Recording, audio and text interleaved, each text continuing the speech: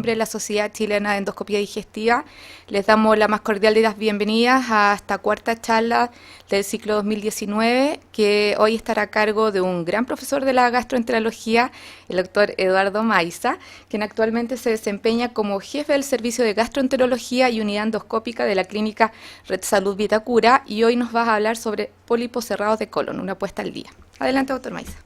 Muchas gracias, doctora Silva.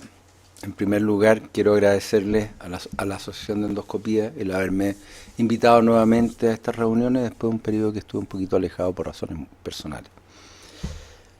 Los pólipos cerrados del colon, que es el tema que vamos a tratar hoy día, está automático, es un tema que nos involucra porque tiene implicancias que son relevantes para nuestros enfermos cuando no los diagnosticamos con eventuales cánceres que algún día se nos pasaron en alguna colonoscopía.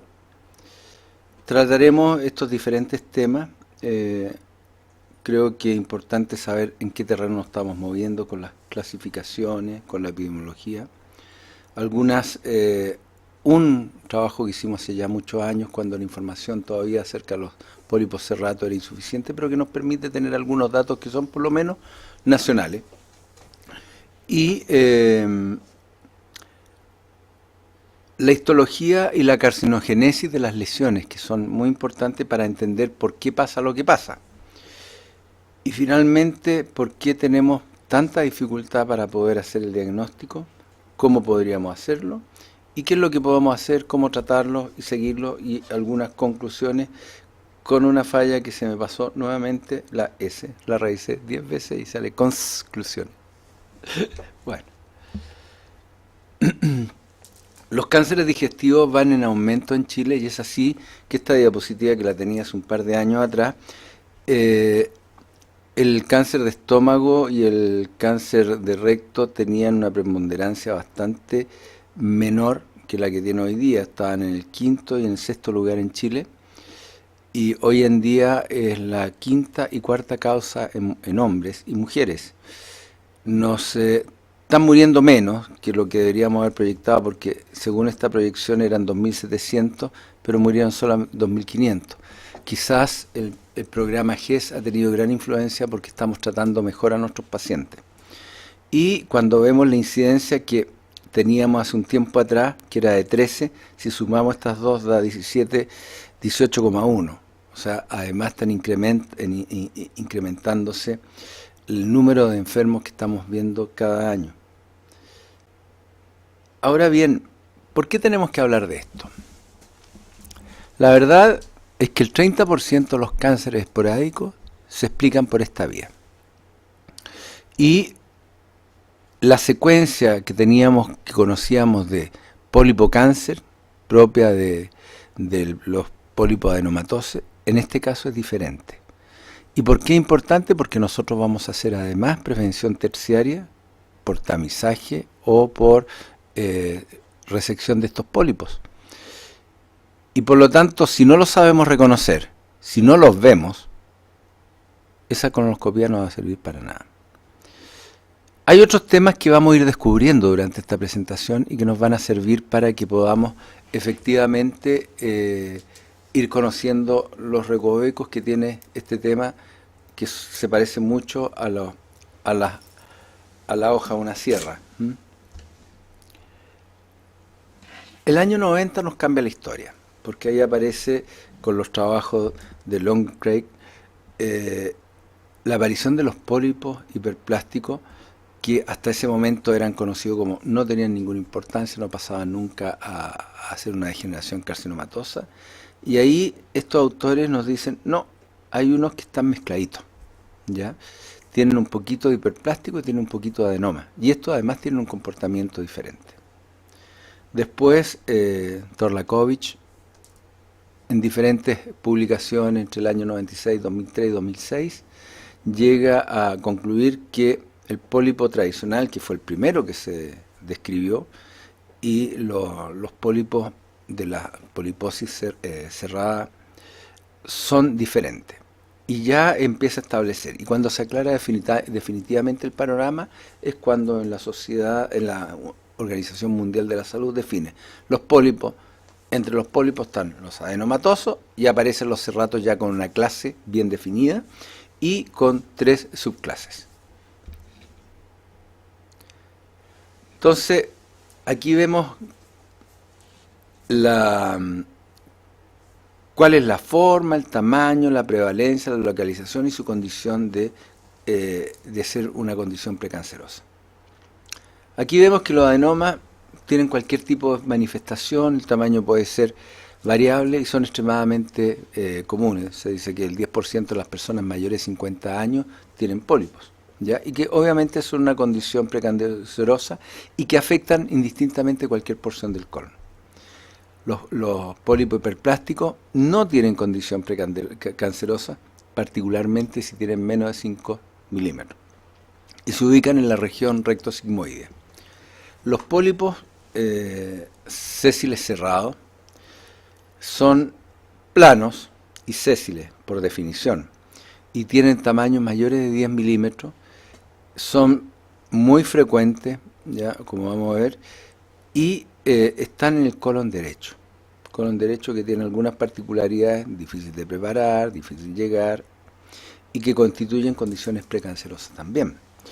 Finalmente, el adenoma cerrado tradicional, que era con el que partió la historia, se ubica en el colon izquierdo y puede ser sésil o puede ser sésil fundamentalmente, también puede ser pediculado, pero es más raro, y también es una condición precancerosa.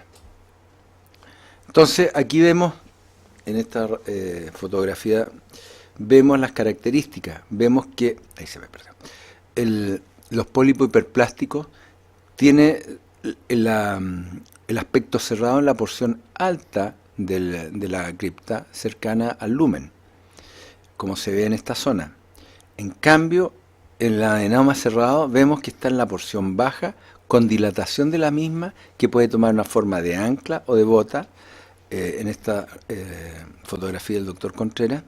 Y finalmente el adenoma tradicional, que son criptas rígidas que están comprometidas en su totalidad. Entonces, una de las cosas que nos vamos a preocupar es tratar de determinar cuándo tenemos un síndrome de pólipo cerrato, porque estos son hiperplásticos, sabemos, y estos cuesta verlos, y estos son los que con mayor frecuencia van a pasar a cáncer, o tienen mayor riesgo de pasar a cáncer. Para poder hacer el diagnóstico de este síndrome necesitamos al menos 4 pólipos cerrados proximales al sigmoide, y todos tienen que tener aproximadamente 10 milímetros. O sea, más de 10 milímetros, perdón. Ahora, cuando hay cualquier número de pólipos, pero tenemos un pariente que ya tiene el síndrome. Y cuando hay más de 20 pólipos, no solo de pólipos, ¿no? Y de cualquier talla y ubicación. Entonces ya vamos poniéndole forma endoscópica e histológica, ¿ya? Y vamos viendo que los pólipos hiperplásticos muchas veces son menores que esto, ya, mucho menos. En este caso era de 10 milímetros según la publicación. Los adenomas cerrados, que pueden tener diferentes formas, y los adenomas tradicionales, con sus características ya descritas en las láminas precedentes. Nosotros el año 2013 en el Hospital de El Salvador, con la doctora Jara, el doctor Ledesma, la doctora López, logramos juntar una casuística de unos 388 colonoscopías que tenían pólipos, y de los cuales vimos que, pólipos cerratos, vimos que en la porción proximal estaba solamente el 24%, de la porción distal estaba el 75%. Y cuando analizamos esta parte vemos que fundamentalmente está en el recto, lo cual es lógico porque la histología principalmente es hiperplástica y son menores de 5 milímetros. Y por eso aquí abundan el número de pólipos que tienen menos de 5 milímetros, y los que tienen más son un número bastante reducido, 4,5%. Y casi todos, utilizando la clasificación de París, casi todos eran 0,2A, es decir, lesiones discretamente elevadas con una altura menor de 2,5 milímetros. Vamos viendo entonces que el dato importante es este: el 90% tenía displasia. Este es el dato realmente importante de este estudio, porque vemos que estos pólipos y vamos a ver posteriormente su comportamiento, son realmente peligrosos por este hecho. ¿Ah? Eran pocos, pero poderosos como para producir daño. Entonces, cuando uno ve la literatura, también ve que los adenomas tradicionales, los pólipos vulgares que conocíamos anteriormente, son casi entre el 60 y el 75% de la población de pólipos en un estudio completo. Y los pólipos hiperplásticos los siguen después, lo cual es lo que vemos todos los días en las colonoscopías que hacemos. Y tanto los adenomas sésiles cerrados, los pólipos sésiles cerrados, son alrededor del 10%. Y el tradicional, que fue el que desencadenó toda la historia, es bastante más raro, ¿eh? Mucho más raro, cercano al 1%. ¿Ya? Y el tema que son los pólipos sésiles cerrados, tienen un alto riesgo de displasia y de cáncer. Entonces, cuando uno hace la discriminación taxonómica de esto, vamos viendo que no todos son iguales. Ahora, los pólipos hiperplásticos no todos son iguales. Hay unos que tienen unas microvesículas que les permite distinguirlas, otros que tienen las células caliciformes en forma bastante más marcada, y otros que tienen poca producción de mucina. Y eso nos permite clasificarlo porque siguen caminos diferentes en la oncogénesis de tumores. Esto es lo que nosotros sabíamos con la forma en que se desarrollaban los cánceres en los pólipos. Vemos que primero hay un problema de inactivación del gen APC, la pérdida de heterogenicidad de heterogosidad de los genes, y esto básicamente parte como una inestabilidad cromosómica. Y después, tardíamente, aparece la inestabilidad satelital, que se ve en esta parte del desarrollo, con la aparición también del gen P53 que determina la proliferación celular y metástasis. Entonces, cuando nosotros vemos que los diferentes tipos de pólipos, no es por capricho que están separados, también tienen caminos diferentes para poder llegar y producir algún cáncer de manera más particular. Todos tienen en común la activación del BRAF, que es un oncogen que nos permite activar la proliferación celular. Por lo tanto, empiezan a ser células inmortales y empiezan a correr por su propia cuenta. Y además se agregan la metilación precoz de los codones citosina, guanidina, que están casi en todas las células del cuerpo, y que en el fondo hace que se vaya produciendo una serie de errores que empiezan a destruir el sistema de reparación de los genes, y por lo tanto empieza a aparecer todos los desastres que significa la inestabilidad microsatelital, y por lo tanto las células no responden a tratamientos, como sucede en muchos casos. Y dependiendo de la célula que lo origine, va a poder eventualmente ser un cáncer al lado derecho o al lado izquierdo. Estos también producen el silencio epigenético, es decir, que evitan que los genes que protegen el DNA puedan actuar. Cuando uno lo ve en estos fenómenos, lo ve en los distintos tipos de pólipos, vemos que en el caso de la poliposis familiar está la línea del gen APC, que es el que están dañados. En los esporádicos está también el gen APC y la pérdida de la heterocigosidad, ¿ya? Y en los cerratos, el elemento más importante es el BRAF. Esta alteración no está en la inestabilidad microsomal del Lynch. Por lo tanto, esto es particular de este grupo. Y por lo tanto, por eso nos permite, lo permite identificar muy bien con los desastres que ello podría causar. Ahora, cuando uno ve esto en el tiempo, ve que un pólipo normalmente va a seguir el camino que está acá arriba, ¿ya?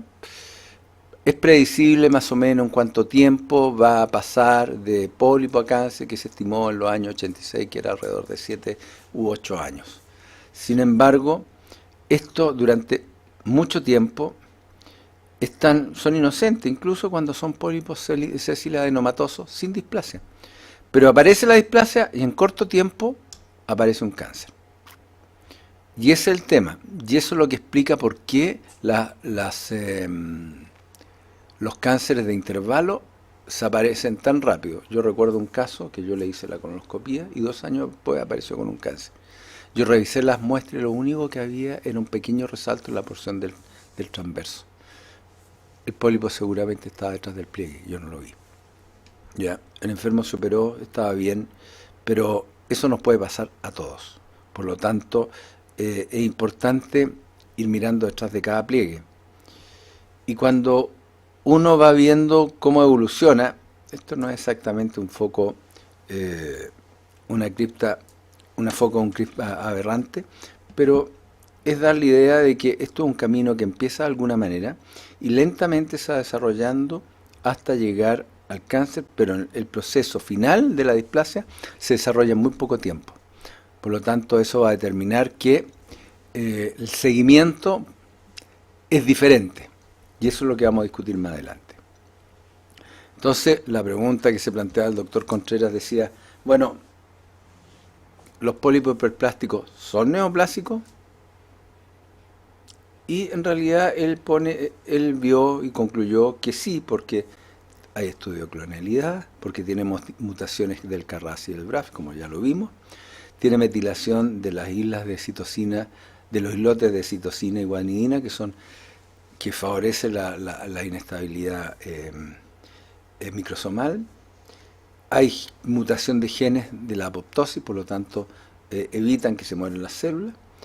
Y no está la pérdida del alelo que contiene el P53, por lo tanto, todo esto hace que los pólipos hiperplásticos tienen un componente neoplásico. Y por lo tanto hay que tener mucho cuidado con ellos, por eso. Ahora, ¿cuáles son los factores de riesgo? Como en todas las cosas. Las 3 cosas que no nos gusta la comida, a algunos les gusta fumar y a algunos les gusta beber. Bueno, todas esas cosas son malas. El alcohol tiene por lo menos un riesgo bastante más importante, siendo el tabaco el más relevante. Como lo vemos aquí, cuando comparamos 2 series de pólipos adenomatoso y de pólipo serrato, vemos que el peor de todos es el alcohol. O sea, perdón, es el cigarrillo. ¿Ya? O sea, si usted no puede dejar de comer y no puede dejar de beber moderadamente, por cierto, no fume. Si usted tiene pólipos sésiles serrato o algún tradicional serrato, no fume. Porque ese rápidamente va a pasar a cáncer y es importante porque puede ser hasta 12 veces el aumento de este riesgo. Entonces, ¿cuáles son nuestras dificultades? Esto es como una escena del crimen, donde el escenario está en el colon, ¿ya? Vemos que el lugar del crimen mayor es en el colon derecho, donde la preparación no es buena, donde cuesta llegar, donde muchas veces el distender molesta mucho, le provoca mucho dolor a los enfermos. Por lo tanto, ¿y quién es el imputado, digamos, acá? Son los pólipos. Aquí vemos un pólipo que cuesta mucho verlo, por las características que ya vamos a ver de los pólipos. Y otras veces se esconden en la espuma. Entonces se camuflan, se esconden. Por lo tanto, la limpieza es el elemento más importante para poder diagnosticarlo. Ahora, ¿quién es el que anda buscando a este maloso? Nosotros, los endoscopistas. Pero tenemos que ser hábiles para mirar todo alrededor del pólipo, del colon, y en segundo lugar tenemos que saber qué andamos buscando, tenemos que ser expertos en lo que andamos buscando. Y una vez que lo hemos sacado, se lo entregamos al patólogo.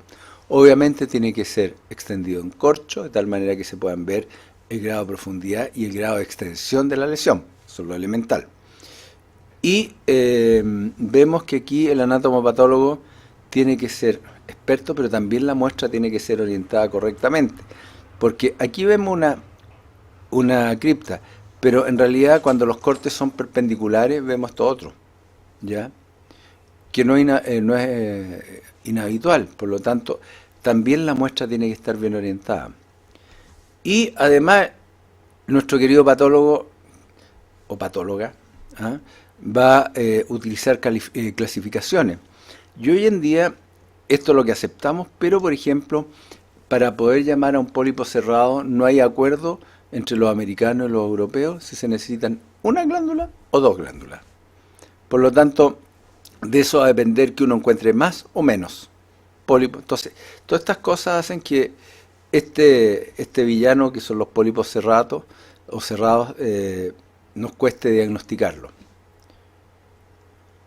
¿Cómo lo vemos nosotros en endoscopía? Lo vemos como pólipo plástico, como se ve ahí, una elevación blanquecina, apenas levantada, menor de 2,5, típicamente un 0,2A, ¿ya? Y que mide en circunferencia menor de 5 milímetros. Los adenomas cerrados sésiles son un poco más grandes en general, ¿ya? Aquí también, y tienen algunas características que cuesta. Aquí ustedes pueden ver bien el límite. No, ¿no es cierto? Porque cuesta, aquí se pierde absolutamente, y con luz blanca cuesta mucho ver esto, y según algunos las tinciones electrónicas podrían ayudar, según otros no, pero lo claro es que cuesta ver aquí los límites. Ahora, cuando ustedes encuentren un poco de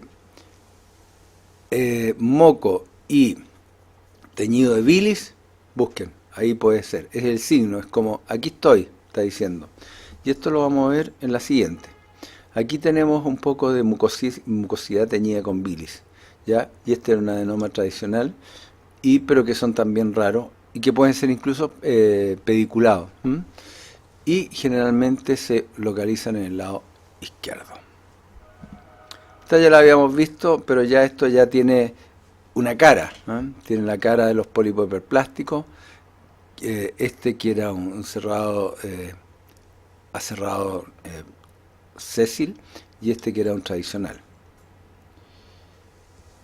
Entonces aquí vemos otra forma que uno los va viendo, y uno lo va viendo con su histología, como para ir mostrando las diferentes caras de este pólipo. Uno podría pensar que es un pólipo absolutamente adenomatoso. No, no lo era un pólipo cerrato tradicional. Y este está en el lado izquierdo, por supuesto. Y aquí vemos el capuchón de mucosa con una leve cantidad de bilis que nos permite pillarlo. Y este es un pólipo hiperplástico que estas son las microvesículas, estos halos blancos que se ven ahí. Bien, el que le interese más detalle, hay detalles histológicos súper importantes que son útiles para el diagnóstico patológico, y a nosotros nos deberíamos buscar en los informes. Por eso que es importante que los patólogos describan lo que ven, porque si uno no tiene imágenes, tiene que saber qué es lo que, a través de lo que ellos describen, uno tiene que saber qué es lo que vio, y a través de eso llegar a una conclusión. Volvemos un poco al tema del riesgo. ¿Ya? El riesgo está concentrado fundamentalmente en el colon derecho, ¿ya? Y en el lado izquierdo están los pólipos hiperplásticos fundamentalmente. Y los adenomas se ubican también en las mismas zonas, pero se distribuyen mucho más por todo el resto del organismo.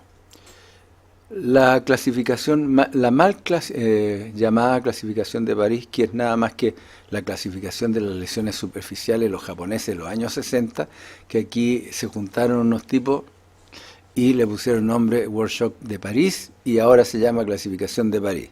Pero esta es la clasificación japonesa que existe desde miles de años, y en el fondo es la que hay que conocer para poder determinarla. Y aquí algo que publicamos en Gastroenterología Latinoamericana muestran las características tanto en colon como en estómago. Y básicamente para poder, las tipo 1 son sésiles o pediculadas. Los tipo 2 son elevadas, levemente deprimidas, planas, y levemente deprimidas, ¿ya? Y las 3 son úlceras que miden más allá de 2,5 milímetros. En general no se habla en el colon que existan, ¿ya? Ahora bien, Kudo tuvo la genialidad de poder, a través de ver la superficie, deducir qué es lo que pasaba debajo. Se supone que cuando algo está creciendo empieza a deformar los órganos vecinos o las estructuras vecinas. Y esa fue la genialidad, es decir, como este crece, empieza a despasar y tironear las otras glándulas, y lo que va deformando son estos pequeños anillos, estos pequeños círculos que están al centro de una glándula. Y normalmente ese es el análisis que hizo, y la genialidad estuvo ahí para poder decir lo que estaba pasando subterra, digamos. Ahora, en el caso típico de los pólipos plásticos, esto es el aspecto estrellado, que no tiene ninguna novedad. Pero en los tipos cerrados aparece, fuera de los estrellados aparecen estas lesiones que son o abiertas, como esa que está ahí o esta está acá. Y esta uno puede verla con NBI, puede verla con coloración también. Ahora bien, hay un tipo que no está descrito tampoco en la clasificación original de Kudo, que son las tipos 2L, que en el fondo es el alargamiento de las glándulas sin que sea muy importante. Entonces no es 3L, pero sí un 2L, y eso permite saber que también estamos frente a un pólipo de tipo cerrado. Y cuando tiene este aspecto como de piña de pino, creo que así se dice, vemos que también esto es típico de las glándulas de los pólipos cerratos. Entonces aquí tenemos la misma clasificación, pero vista de otra manera. Aquí están estrellados, aquí están estrellados también, pero vemos que se empieza a alargar la glándula, ¿ya?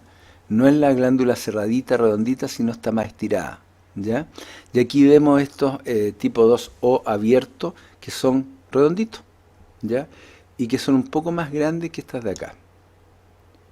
Entonces, tuvieron la genialidad algunos de decir, bueno, ¿y cómo sabemos nosotros endoscópicamente que es un pólipo cerrato? En realidad, para la práctica, podría tener importancia si uno no ve bien los bordes, si no se dedica a buscar los bordes. Pero si uno busca los bordes y la reseca, no tiene importancia. Si es cuando uno no sabe si eso no es, o cuando es un pliegue grueso, o entonces uno está, hay algo, pero no sé lo que es. Para esto sirve esta clasificación, ¿ya? Tiene que tener, esto es con NBI, por cierto, tiene que tener un color café, tiene que tener vasos, o tiene que tener este modelo de superficie como ramificada. Y aquí tenemos algunos ejemplos. En este caso vemos estos como puntos negros, café, perdón, que son los que determinan que esto es un pólipo cerrado, ¿ya? Y estos cuando tienen esta ramificación. Además que si el borde no es claro, entonces ahí es cuando nos sirve. Entonces uno puede decir, si tiene esto, si es color café, tiene los vasos de color café, porque uno puede verlos en algunos casos, no sé si aquí no se ve precisamente, pero uno puede decir si tiene o no tiene. Si no tiene, sigue hacia abajo, tiene una superficie como en nubes, así que son como en varias capas. Si tiene borde claro o no, si tiene forma irregular, y si tiene estos puntos café que ya lo acabo de decir. Si no los tiene, sabemos que es hiperplástico. Ahora, si es mayor de 5 milímetros y está al lado derecho, sáquenlo, ¿ya? Si está al lado izquierdo, sáquenlo también, pero si es menor de 5, no es necesario, porque sabemos que esos son inocentes. Ahora, si esto nos dice que sí, sabemos que puede ser un adenoma o un pólipo cerrado sésil. En el caso contrario, en que ya nos dijo que teníamos esto, tenemos que ir a ver si tiene las mismas características, si tiene este aspecto como de nube, estos bordes no claros y esta forma irregular. Y si no lo tiene, es un adenoma.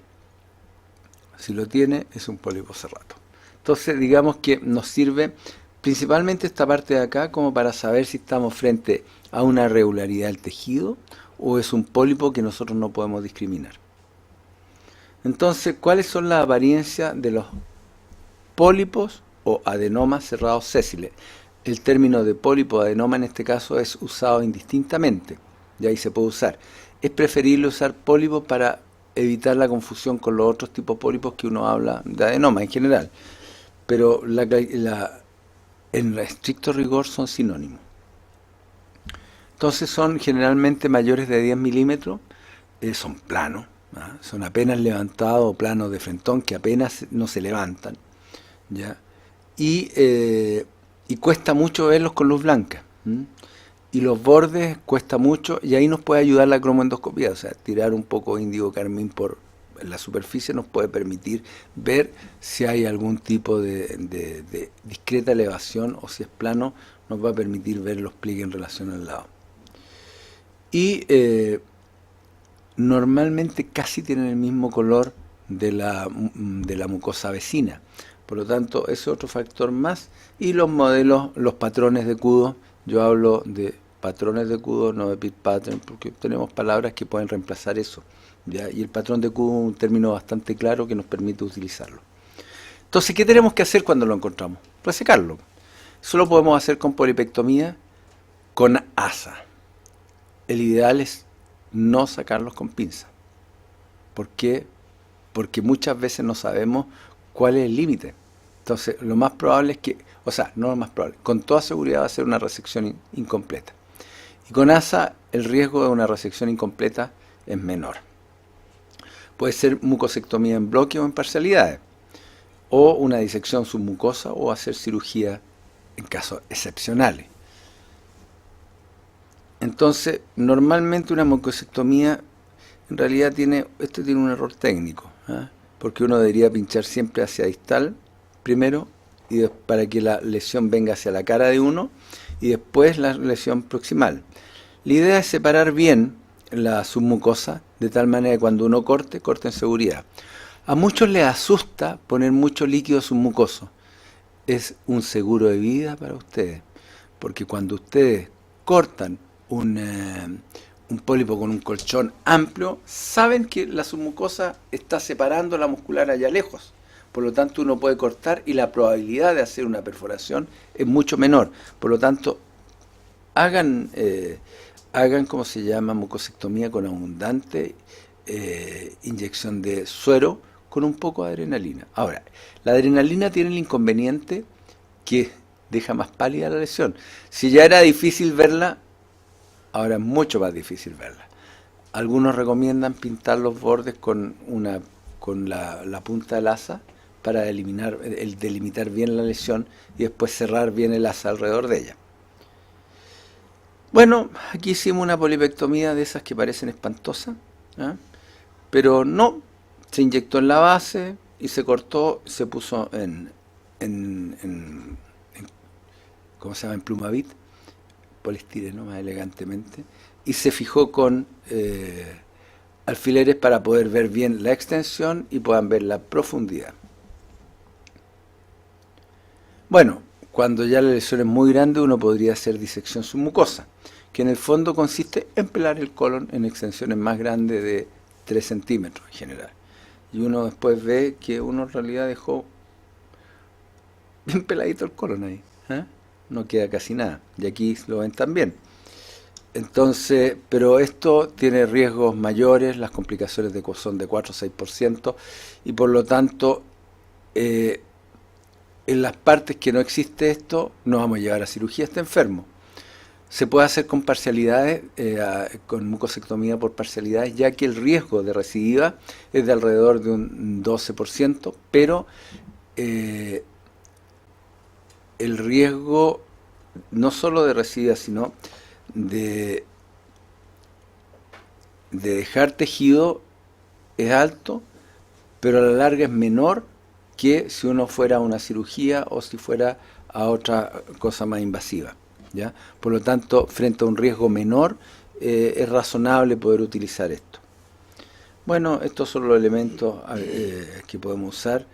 La idea es cortar estas lesiones antes que lleguen a esto y utilizando el instrumento que nos ha permitido trabajar los últimos 30 o 40 años, que es el colonoscopio. En este, no sé a ustedes, probablemente les cueste ver esta lesión, porque a mí también me cuesta, y la verdad es que la lesión está ahí, y tienen que creerme, porque en realidad es difícil de ver, pero esto es un trabajo, busqué este trabajo porque me costó, y cuando lo inyectan desaparece, pero aquí hicieron un truquito. Le inyectaron una solución de índigo carmín submucosa, de tal manera que podían perfectamente ver y hacer resaltar la lesión que está acá, ¿ya? Y poder delimitar sus límites, aunque valga la redundancia, delimitar bien sus bordes, aunque aquí, a pesar de esto, también se pierden. Entonces volvemos a la pregunta, ¿por qué hablar de pólipos serratos? Entonces ya sabemos que el 30% de los pólipos produce cáncer colorectal esporádico, tiene una secuencia pólipo-cáncer característica distinta a los adenomas, explica un gran porcentaje de los cánceres de intervalo. El diagnóstico es difícil, pero no por ello imposible, no hay que desanimarse, hay que entrenarse. Y el diagnóstico histopatológico puede ser variable. Y hay algunos puntos aún que están en controversia. Entonces, la colonoscopía es importante saberlo, que tiene menor rendimiento que en los casos de adenoma, porque la preparación no siempre es óptima, porque la tasa de llegada en algunos centros no corresponde al sobre el 95% que es el estándar en screening, o en tamizaje mejor. La tasa de detección de adenomas del operador no es la suficiente, o la tasa de detección de lesiones planas, ya sea cualquiera de los tipos A, B o C, elevada, plana o deprimida, no es muy alta en el operador. Esto es una técnica dependiente del operador, es súper importante. Ahora, cuando uno tiene estos pólipos, tiene que saber que si tiene un pólipo cerrado, tiene al menos 3 veces posibilidad de encontrar un cáncer sincrónico. O bien, si el riesgo de una lesión metacrónica que aparezca después también es de más de 3 veces. Pero lo que sí, cuando el síndrome de pólipo cerrato está presente, tenemos 12 veces la posibilidad de hacer un cáncer. Y eso sí que es relevante, muy relevante. Por lo tanto, tenemos que buscar. Entonces, ¿qué tenemos que hacer para mejorar la detección? Primero, ojalá demorarse más de 6 minutos. Lo mínimo demorarse 6 minutos. Yo he visto colegas que se demoran 3. No es nada. Es una cuestión clarita. ¿Ya? En segundo, apoyarse de cromoendoscopía. En tercer lugar, la alta definición está en discusión. Algunos creen que tiene algún valor, o sea, tiene algún valor definitivo en esto, y bien usar retrovisión, o hacer una segunda pasada por el colon ascendente. La verdad es que cuando uno va viendo lentamente y revisa, probablemente no se requiera nada de eso. Y lo que no está claro que no es lo que no se sabe si sirve, lo que está puesto acá abajo. Definitivamente si el uso antiespasmódico, una vista ampliada con estos, incluso casi tienen visión como retrovisor, por lo tanto eso no está claro. Hay nuevos accesorios, particularmente el que se más usado. En realidad todo esto puede ayudar, pero lo básico es que el operador busque las soluciones. Finalmente, la vigilancia. En los casos de los pólipos hiperplásticos, en general, no requieren una vigilancia tan estrecha y todo recomienda sobre 5 en general, y salvo que siempre y cuando midan menos de 10 milímetros y estén al lado izquierdo. Los pólipos serratos o adenomas serratos sésiles, aquí la cosa cambia, porque si tienen más de 10 milímetros, el control tiene que ser a los 3 años. Si hay displasia, tiene que ser al año. Eso es importante, ¿ya? Y lo mismo pasa, los pólipos tradicionales tienen menos riesgo de pasar a cáncer, pero igual lo tienen, por lo tanto no hay que descuidarlo. Entonces, lo que se ha concluido es que uno tiene que evaluar el riesgo del pólipo serrato. Me queda poco.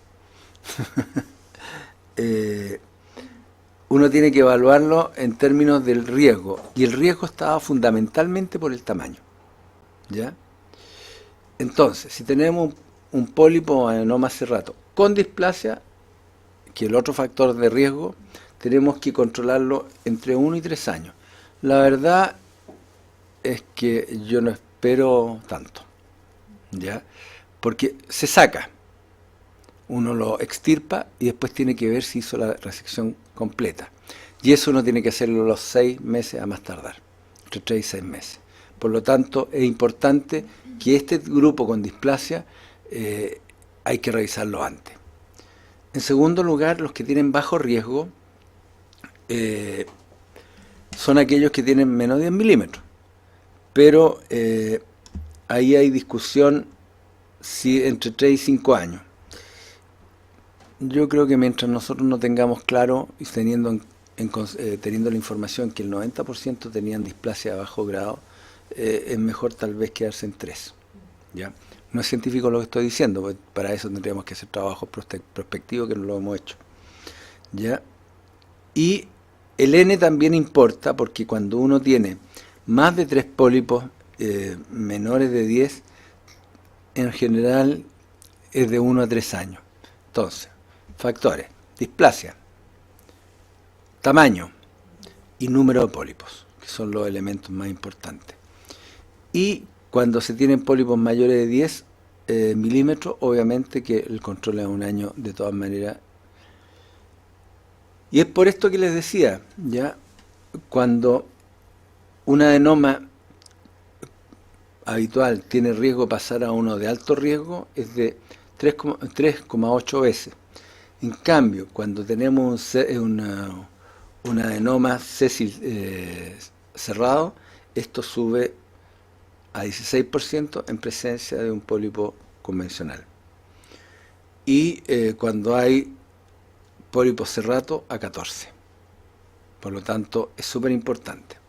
Para terminar, las lesiones cerradas son claramente entidades diferentes de los adenomas y contienen anomalías moleculares que pueden conducir al desarrollo de un cáncer. Dan cuenta de un 30% de los cánceres de intervalo, es decir, a los que están entre colonoscopías, con un plazo de 5 años. El diagnóstico es difícil, requiere de endoscopista y de patólogos entrenados y de una muy buena preparación, por lo tanto la parte de secretaría de enfermería es muy relevante. Y el seguimiento se establece por riesgo de malignización basado, no dice basado, en el tamaño de la lesión. Y la poliposis cerrada se recomienda control anual. Eso es lo que yo recomiendo por el momento. De hecho, yo, sin saberlo, vi en los años 90 un caso que le hice seguimiento anual y esa persona estaba viva hasta la última vez que la vi, que fue por ahí por el año 2008, 2009.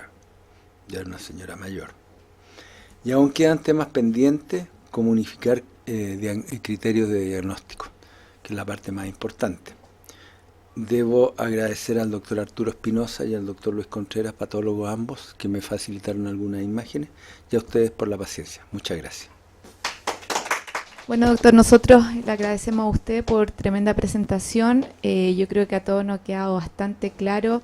Realmente esto ha sido una puesta al día sobre pólipo cerrado, que es un gran tema, un gran dolor de guata para los que hacemos colonoscopía, que no se nos pase alguno de ellos. Y vamos a ver si hay preguntas. ¿Están todos durmiendo? No. No. Bueno, el doctor Carlos Bustos le manda su saludo. Gracias, Carlito. También, exactamente, una excelente presentación y le agradece también. La verdad es que no hay preguntas acá. ¿Alguien tiene alguna pregunta? Entonces damos por terminada la charla y que todos tengan una buena semana. Gracias, doctor. Muchas gracias.